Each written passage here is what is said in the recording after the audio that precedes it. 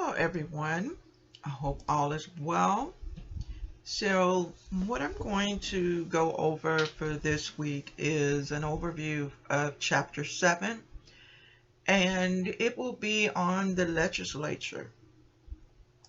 We will be covering how the Texas legislature is actually structured, um, and in terms of how it's actually divided, how many chambers and whatnot, and you may be surprised and maybe not as far as how it's somewhat similar to that of the United States legislature or legislative branch.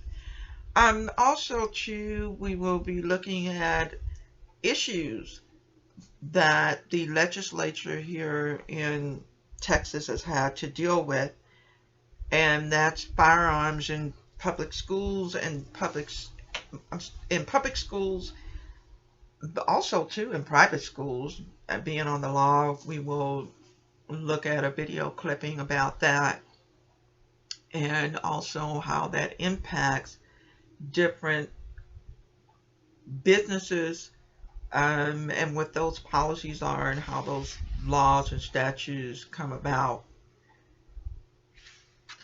Also, too, we will look at sanctuary cities, and that's something that Texas, particularly the governor and other legislators, have not really cared for. So I'll be showing you a short video that talks about the issue that, or the stance, if you will, that the governor here in Texas has taken concerning sanctuary cities. Also, too, we'll look at the sessions of the legislative branch, in terms of the types of sessions. There are two, and what that all entails. Additionally, we will cover, if you are thinking, or someone is thinking of becoming a Texas legislator, excuse me for the suffixes, because they vary based on what you are talking about or referring to.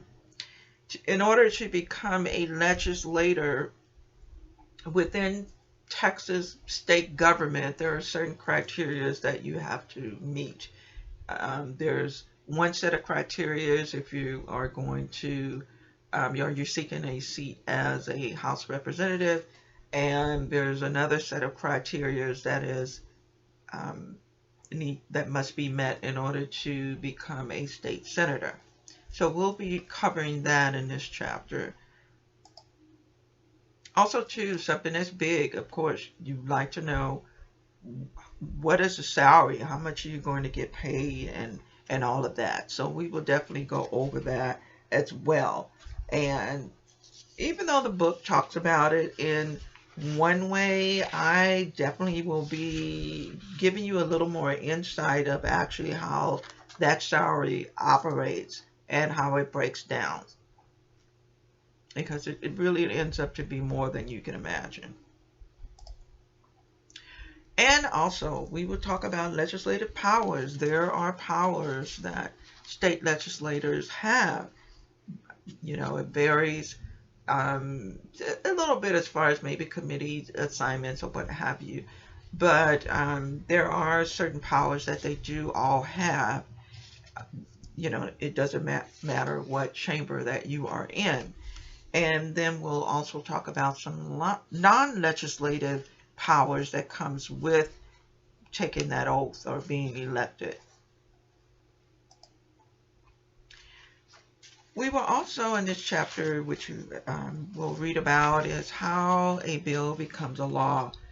I do know that probably you've come across the diagram that was in your book, and it is very, very cumbersome looking, so I will break this down for you a whole lot simpler, so that it's more concise and more clear as to what can happen and basically what the main flow is. I'll also share with you a short video that talks about a filibuster, one of the famous filibusters here, well, recently in 2013, and that was with a previous governor candidate. Unfortunately, she did not win because Abbott won that election in 2014 when she went against him. So I'll show you a brief video about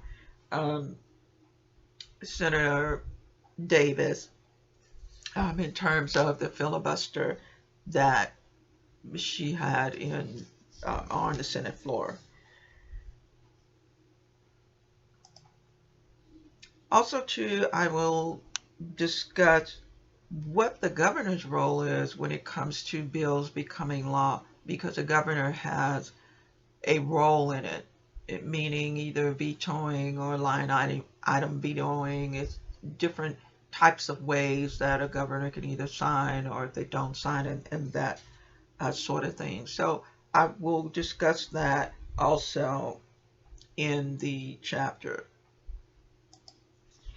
And then lastly, to close out the chapter, I will discuss the redistricting, because that is something that is currently in process, because we've just had a census, and that was last year. Hopefully it's going forward.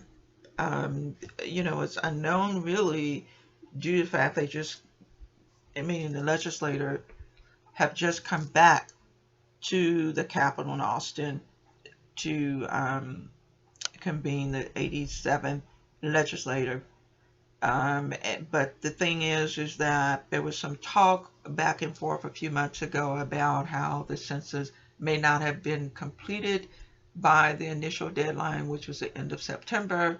And it's just a whole lot of things going on, especially during the transition from the Trump administration to the Biden administration, and that has a place because, of course, we need the United States Census, not just a census here in Texas. So we will talk about that briefly, about how the redistricting works. So this concludes the overview of Chapter 7. Take care.